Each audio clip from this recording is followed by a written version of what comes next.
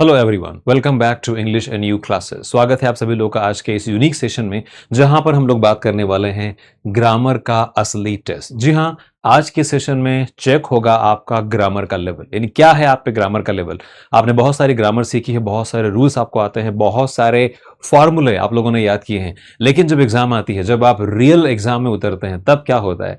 तो आज वैसा ही कुछ टेस्ट आप लोगों का होने वाला है, यानी कि 20 क्वेश्चन यहां पर स्क्रीन पर रहेंगे, जिनके 4 ऑप्शन भी आपको दिए जाएंगे। और आपको करना कुछ नहीं है, आपको मेरे आंसर देने से पहले वीडियो को पॉज करके समझना है कि अगर आप ये टेस्ट दे रहे होते तो क्या आपकी मार्किंग होती, कितने नंबर आपको आते। तो 20 में से क्या नंबर आपको आते हैं, कितने नंबर आते हैं, ये तो आपको लिखना है कमेंट में जब आप पूरा वीडियो देख लेंगे। लेकिन उससे पहले हर एक कॉन्सेप्ट को ध्यान से समझना भी है, और जो गलतियां आपसे हो जाती है, यानी कि जो आंसर आपका गलत हो जाता है, उसे समझना है कि कहां पर आप गलती कर रहे हैं, क्योंकि वैसी गलती आपसे एग्जाम में भी होती है और हम नहीं चाहते हैं कि आप एग्जाम में इस प्रकार की गलतियां करें। इसलिए यह सेशन बनाया गया है। तो यहां पर ये एक काइंड ऑफ टेस्ट होगा आप लोगों के लिए, जहां पर you will evaluate yourself, you will come to know more about your level.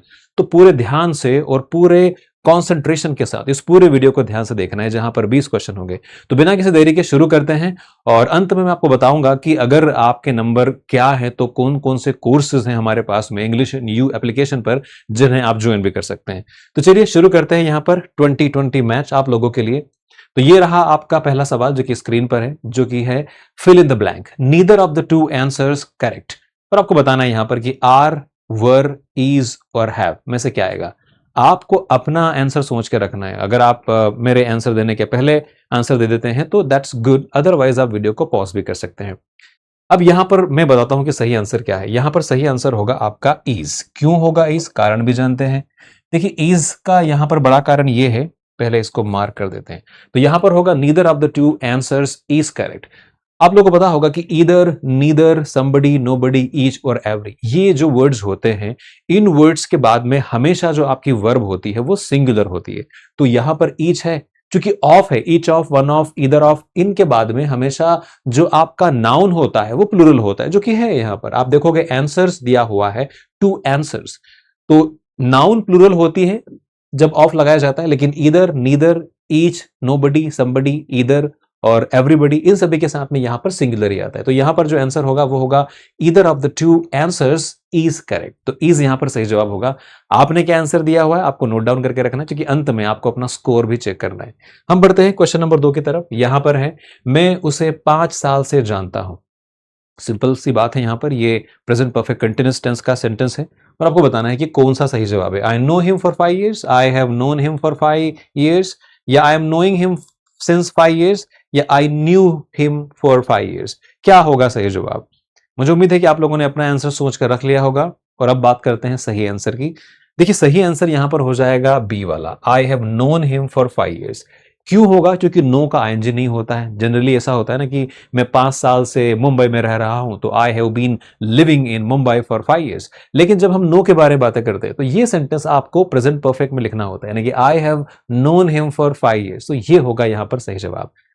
I don't no कि आप लोगों ने सही लिखा है जी गलत, लेकिन अभी स्कोर की बात पता चली जाएगा। बढ़ते हैं आगे क्वेश्चन नंबर 3 की तरफ। क्वेश्चन नंबर 3 है pick the grammatically correct sentence. आपको बताना है कि यहां पर ग्रामर के हिसाब से सही सेंटेंस कौन सा है। पहला है she doesn't likes coffee, she don't like coffee, she doesn't like coffee, या शी नॉट लाइक कॉफी। एक एक करके जो गलत सेंटेंस है उनको हटाते जाते हैं। आप लोगों ने अपना आंसर लॉन्च कर दिया होगा। शी डजंट लाइक्स कॉफी, अब डजंट भी है, लाइक भी है। आपको पता होगा कि डज के साथ लाइक्स नहीं आता है, तो ये तो हो गया गलत। दूसरा है she don't like coffee, she के साथ डोंट बिल्कुल नहीं आता है, शी के साथ डज ही आता है, तो ये तो वैसे ही गलत हो गया। अब बात करते हैं ये वाली शी नॉट। नॉट का रूल होता है कि नॉट के बाद, नॉट के पहले हमेशा एक हेल्पिंग वर्ब चाहिए होती है, जैसे कि ही, शी, ईश, उसके बाद was, were, can, could, shall, should, कुछ भी आप लगा सकते हैं, मतलब अकॉर्डिंग टू द नीड। लेकिन यहां पर कुछ भी नहीं, सीधा सब्जेक्ट के बाद इन्होंने नॉट लगा दिया, which is absolutely correct not, मतलब नॉट करेक्ट। तो सही जवाब क्या हो जाएगा, शी डजंट लाइक कॉफी। तो ये हो जाएगा हमारा सही जवाब। अब आपने क्या आंसर दिया है, I don't know that. Let's go and we take now question number 4, जहां पर फिल इन द ब्लैंक्स आपको बताना है। By the time we reach the station the train blank, और ऑप्शंस है left, has left, had left, was living. थोड़ा सा और आसान करने के लिए मैं इसका हिंदी आपको बता देता हूं कि by the time we reach the station, मतलब उस समय जब हम रेलवे स्टेशन या स्टेशन पहुंचे, ट्रेन जा चुकी थी। तो जा चुकी थी के लिए क्या आएगा आपको बताना है यहां पर। कर लिया आप लोगों ने, ठीक है। तो अभी आपका जो सही जवाब यहां पर होगा वो होगा हैड लेफ्ट, यानी कि यहां पर पहला सेंटेंस सिंपल पास का होता है, दूसरा सुपर पास यानी कि हैड प्लस थर्ड फॉर्म का। By the time we reach the station the train had left, तो ये यहां पर होगा सही जवाब।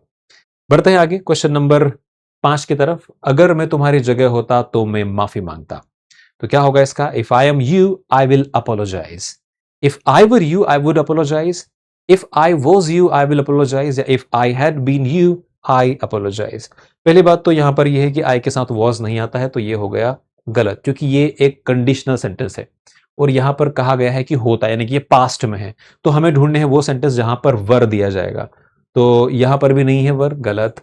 यहां पर भी नहीं, हेड लगा दिया, तो सही एक ही मतलब बहुत आसान था ये आपके लिए। If I were you I would apologise, तो if I were I would, if I had I would, if I plus second form I would, ये कंडीशनल सेंटेंसेस के फॉर्मूला से होते हैं। चलिए बढ़ते हैं क्वेश्चन नंबर 6 की तरफ, और यहां पर है हमारा choose the correct option. Each of the students, अब वापस वही यहां पे स्थिति बन गई है, हमने बात की थी स्टार्ट में। Each of, each, either, neither, इन सभी के साथ में नाउन क्या होती है, प्लूरल होती है, जो कि है यहां पर स्टूडेंट्स है, लेकिन जो वर्ब है वो सिंगुलर हो जाती है। तो हमें पहचानना होगा यहां पर सिंगुलर, ये इज है और इज सही जवाब होगा। अच्छा, एक और ट्रिक है जो आप लोग चाहे तो याद रख सकते हैं कि जब भी ऐसे 4 ऑप्शन दिए जाते हैं और आपको ऐसा लगता है कि मुझे नहीं पता है, मैं भूल चुका हूं या भूल चुकी हूं, तो उस दौरान आप देखिए कि यहां पर ऑड नंबर क्या है। जैसे ये भी प्लूरल है, ये भी प्लूरल है, ये भी प्लूरल है, लेकिन इज यहां पर सिंगुलर है। तो ये आपको ट्रिक तब यूज करना जब आप उलझ जाओ, आप फंस जाओ, बजाय उसके आपको सबसे पहले जो कॉन्सेप्चुअल आपका नॉलेज है वही यूज करना है। तो इज यहां पर होगा, और हम बढ़ते हैं क्वेश्चन नंबर 7 की तरफ। मुझे उम्मीद है आप लोग अपने आंसर्स भी नोट डाउन करते जा रहे हैं। फिर यहां पे कहा गया है कि she is one of the best teachers who blank ever thought taught me. अब ये एक रिलेटिव प्रोनाउन यहां पर है, और रिलेटिव प्रोनाउन का रूल क्या होता है पता है आपको। रिलेटिव प्रोनाउन का रूल होता है सब्जेक्ट वर्ब अग्रीमेंट के अंदर ये टॉपिक आता है, और जब हम बात करते हैं रिलेटिव प्रोनाउन की, यानी कि बीच में जब आपका दैट, हु, विच, इस प्रकार के वर्ड्स आते हैं, तो वहां पर आपको जो उससे पहले वाला सब्जेक्ट है ओके, उसके अकॉर्डिंग आपको हेल्पिंग वर्ब लगाना होती है। तो हु के पहले क्या है, टीचर्स, तो टीचर्स के आगे क्या आएगा, हैव आएगा। देखो यहां पर भी आपको वो फॉर्मूला काम करेगा, हैज, इज और वॉज सिंगुलर है, और ऑट क्या है यहाँ पे, प्लूरल है, तो इसलिए भी हैव आया। लेकिन ये जरूरी नहीं कि हमेशा काम करे, आपका जो कॉन्सेप्ट है, जो लॉजिक से आपको वही यूज करना है। यहां लॉजिक ये है कि हु के पहले टीचर्स है जो कि प्लूरल है, और रिलेटिव नाउन या रिलेटिव प्रोनाउन के पहले जो नाउन आता है उससे हम लोग हेल्पिंग वर्ब सेट करते हैं। फिलहाल यहां टीचर्स था, इसलिए हमने टीचर्स के लिए हैव यूज किया। बढ़ते हैं क्वेश्चन नंबर 8 की तरफ। जब मैं घर पहुंचा तब बारिश हो रही थी, तो जब मैं घर पहुंचा, when I reached home it रेन्ड, ये पास्ट में चला गया है, हो रही थी। अब यहाँ पे कंटिन्यूस आपको बताना है, when I was reaching home, अब मैं घर जब पहुंच रहा था, तो ये भी सेटिस्फाई नहीं कर रहा है। आप लोगों ने अपना आंसर दे दिया है, मैं थोड़ा सा ब्रेक लेता हूं यहाँ पे। अगर मैंने बोल दिया है पहले तो आप लोग पॉज भी कर सकते हैं वीडियो को। तो when I reached home it was raining, और when I had reached home it is raining. It is बोल दिया जबकि यहाँ पे रही थी बोल रहे, तो ये भी गलत हो गया। ये भी गलत हो गया क्योंकि यहाँ पर इट हैज रेन बोल दिया, और it rained. It was raining, बारिश हो रही थी। व्हेन आई रीच्ड होम, जब मैं घर पहुंचा बारिश हो रही थी, तो इट वॉज रेनिंग, इसलिए ये वाला हो जाएगा हमारा सही। बढ़ते हैं क्वेश्चन नंबर 9 की तरफ।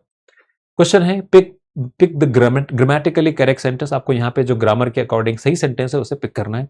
उम्मीद है आप लोगों ने अपना आंसर सोच लिया होगा। He asked me where was I going। अब चूंकि आस्क का मतलब ही होता है पूछना, तो आपको अलग से क्वेश्चन बनाने की जरूरत नहीं होती है, सिंपल। ये एक इनडायरेक्ट सेंटेंस यहां पे है जो किसी डायरेक्ट सेंटेंस से लेकर बनाया गया है। तो he ask me where was I going नहीं होगा, ये हो जाएगा हमारा गलत। फिर है he ask me where I was going, ये सिंपल सेंटेंस है, मतलब यहां पर क्वेश्चन नहीं बनाया गया है। फिर ये भी देखते हैं, he ask me where am I going, तो ये तो पास्ट प्रेजेंट दोनों मिक्स कर दिया तो गलत हो गया। मतलब अगर सेंटेंस की शुरुआत पास्ट से होगी तो पूरा सेंटेंस पास्ट में होना चाहिए, which is not here. He ask me where am I going, यहां पर क्वेश्चन बनाने की कोशिश और वो भी एम लगाकर, तो ये भी गलत हो गया। तो एक ही ऑप्शन बचता है, he ask me where I was going, और ये हो जाएगा हमारा सही जवाब। ठीक है, बढ़ते हैं आगे और बात करते हैं नेक्स्ट एग्जाम्पल की। तो क्वेश्चन नंबर 10 क्या बोल रहा है कि आई would rather you me blank me before making the decision. ये थोड़ा डिफिकल्ट है और मुझे लग रहा है कि आप में से बहुत सारे लोग यहां पर गलती करेंगे। ऑप्शंस आपके सामने हैं, इन्फॉर्म, इन्फॉर्म्ड, विल इन्फॉर्म या हैव इन्फॉर्म्ड। अब चूंकि वुड दिया हुआ है तो विल तो आएगा नहीं, तो ये तो वैसे ही यहां पे गलत हो जाएगा।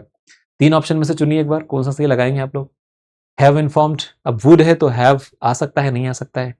ठीक है, मैं बताता हूं। देखो फॉर्मूला ये होता है कि जब आप बात करते हो वुड रैदर की, तो would rather subject plus verb की सेकेंड फॉर्म, ये होता है formula. Would rather plus subject plus verb की सेकेंड फॉर्म।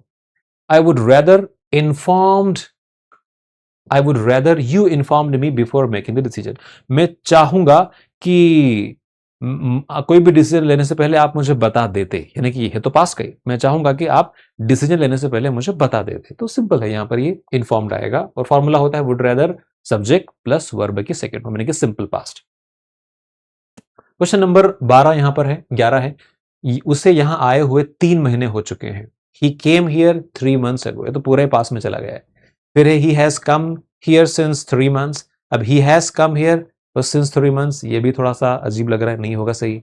फिर it was 3 months when he has come here, यहां पर हैज बता दिया इन्होंने, है ना। हालांकि चुके हैं तो हैज तो आना चाहिए, लेकिन पहले सेंटेंस में 3 महीने हो चुके हैं उस वाले सेंटेंस में, इसमें नहीं, ये तो सिंपल पास्ट है। तो सही क्या हो जाएगा? सही हो जाएगा ये वाला sentence, it has been 3 months since he came here. 3 महीने हो चुके हैं उसे यहां आए। तो ये पास्ट का था, सिंपल पास्ट, और ये चला गया है हमारा हैज प्लस थर्ड फॉर्म, यानी कि रीसेंट पास्ट, जिसे हम ग्रामर की दुनिया में कहते हैं present perfect tense. Present perfect tense, right. चलिए बढ़ते हैं क्वेश्चन नंबर 12 की तरफ, और ये है कि hardly had he enter the room blank everyone started clapping. दो फॉर्मूले होते हैं, एक होता है नो सूनर देन और एक होता है हार्डली स्कैर्सली व्हेन, यानी कि हार्डली स्कैर्सली के साथ में व्हेन का प्रयोग किया जाता है और नो सूनर के साथ में देन का प्रयोग किया जाता है। तो यहां पर जो ऑप्शंस आपको दिखाई दे रहे हैं, देन देन देन, अब यहां पर दो देन है। अब पहली बात तो ये कि हार्डली के साथ में व्हेन आता है तो हमारा काम तो हो गया, हमें तो व्हेन चाहिए, हार्डली व्हेन, देन तो आएगा नहीं, तो ये दोनों देन कोई से भी हो, हमें कोई मतलब नहीं है। तो व्हेन यहां पर आएगा, जो ये जो जोड़ी बनती है वो हार्डली स्कैर्सली के साथ व्हेन की बनती है। चलिए बढ़ते हैं क्वेश्चन नंबर 13 की तरफ, और यहां पर है the number of applicants, the number of और अ नंबर ऑफ, हमेशा कंफ्यूज होते हो आप लोग। चलो पहले अपना आंसर आप लोग निकाल के रखिए कि हैव, हैज, आर, हैज कौन सा यहां पर आएगा। वैसे जो फॉर्मूला मैं ट्रिक बताता हूं उससे आंसर आपको क्लियरली दिखाई दे रहा होगा, वैसे सोच लिया होगा आप लोगों ने आंसर। देखिए, अ नंबर ऑफ के साथ में दोनों चीजें प्लूरल होती, नाउन भी और वर्ब भी। वहीं पर द नंबर ऑफ के साथ में आपकी नाउन तो प्लूरल होगी, लेकिन आपकी जो वर्ब है वो सिंगुलर हो जाएगी। कैसे? The number of applicants has increase significantly this year, तो यहां पर हैज आएगा, क्यों? क्योंकि द नंबर ऑफ है। अगर हैव यहां पर अ नंबर ऑफ होता तो हम यहां पर प्लूरल लगाते, हैव का प्रयोग किया जाता। चलो बात करते हैं क्वेश्चन नंबर 14 की। तुम्हें तुम्हें मुझे पहले बता देना चाहिए था, चाहिए था, should have plus third form. तो you should tell me earlier, ये तो प्रेजेंट मतलब शुड में ही चला गया है direct. You should have told me earlier, ये हमारा सही जवाब हो जाएगा। यू मस्ट हैव टेल, तो मस्ट के बाद हैव और फिर टेल, ये तो गलत है grammatically. You had better told me earlier, अच्छा होता अगर तुम मुझे पहले बता देते, इसका मतलब ये निकलता है अच्छा होता अगर तुम मुझे पहले बता, तो तुम्हें मुझे पहले बता देना चाहिए था, तो you should have told me earlier, ये इसका होगा जवाब। चलिए हम आ चुके हैं क्वेश्चन नंबर 15 की तरफ, और मैं बोलना चाहता हूं कि अगर आप पहली बार आपको ये वीडियो मिला है और आप पहली बार इस चैनल पर आए हैं, तो मैं चाहूंगा कि आप सब्सक्राइब करें चैनल को, क्योंकि यहाँ पर बहुत अच्छे अच्छे वीडियोस हम लोग लाते हैं। हमारी लाइव क्लासेस भी चलती हैं, शाम को 6 बजे हमारी डेली लाइव क्लास चलती है, जहाँ पर हम लोग ग्रामर को एक विशेष ढंग से, एक विशेष तरीके से पढ़ाते हैं। एक कैरेक्टर होता है हमारा गजोधर, और गजोधर के जीवन में नित्य नई कोई प्रॉब्लम्स आती है, उन प्रॉब्लम्स के चलते हम लोग ग्रामर की चीज़ों को सेट करते हैं, बड़ा मजा आता है। तो बहुत हैपनिंग क्लास होती है, 6 बजे आप जरूर ज्वाइन करिएगा हमारी क्लास। फिलहाल आते हैं यहाँ पे, pick up the grammatically correct sentence. अब ग्रामर के हिसाब से करेक्ट सेंटेंस कौन सा है? डिस्पाइट ऑफ, पहली बात तो कि डिस्पाइट के बाद कभी ऑफ आता ही नहीं है, तो ये तो हो गया यहाँ पे गलत। डिस्पाइट के बाद डायरेक्ट सब्जेक्ट लगा दिया, डिस्पाइट शी वाज टायर्ड, नहीं, डिस्पाइट के बाद नाउन आती है, तो ये भी गलत हो गया है। फिर यहाँ पे डिस्पाइट के बाद ऑफ लगा दिया, गलत हो गया। हाँ, वर्ब अगर है तो आईएनजी लग जाएगा, despite being tired she continued working, तो ये हो जाएगा हमारा सही सेंटेंस। या तो आपके पास वर्ब होना चाहिए डिस्पाइट के बाद, जिसमें आप डायरेक्ट आईएनजी लगाओ, या डिस्पाइट के बाद आपके आना चाहिए एक noun, despite illness, despite disease, इस तरह से। बात करते हैं आगे, fill in the blank. Question number 16 है, no sooner had the meeting begin blank the electricity went out. No sooner के साथ देन का प्रयोग होता है, लेकिन कौन सा देन? THEN देन या THAN देन? तो अब दोनों देन यहां पर है, ये भी है और ये भी है, तो ये ऑप्शन तो हमारे खत्म हो गए। हमारे पास है बी और सी। उम्मीद है आप लोगों ने अपना आंसर बुक कर लिया होगा, तो बता दो मैं आपको, सही जवाब आपका हो जाएगा ये वाला, THAN वाला देन आएगा, ना कि THEN वाला देन। चलिए बढ़ते हैं क्वेश्चन नंबर 17 की। काश मैंने उसकी सलाह मानी होती, काश, काश मेरे पास $1 लाख होता। तो काश, I wish I followed him, तो ये प्रेजेंट वाली बात हो गई है, मतलब मानी होती, पास्ट में चले गए हम लोग। आई विश आई हैव, तो विश और हैव ये भी प्रेजेंट हो गया, तो this is something not correct. आप लोग अपना आंसर बना के रखिए।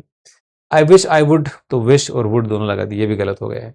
सही क्या होगा? I wish I had followed your advice, मानी होती, I wish I had followed your advice, तो सॉरी, ये मैंने यहां पर, ये हो जाएगा आपका सही, यानी कि सी यहां पर सही ऑप्शन होगा आपका।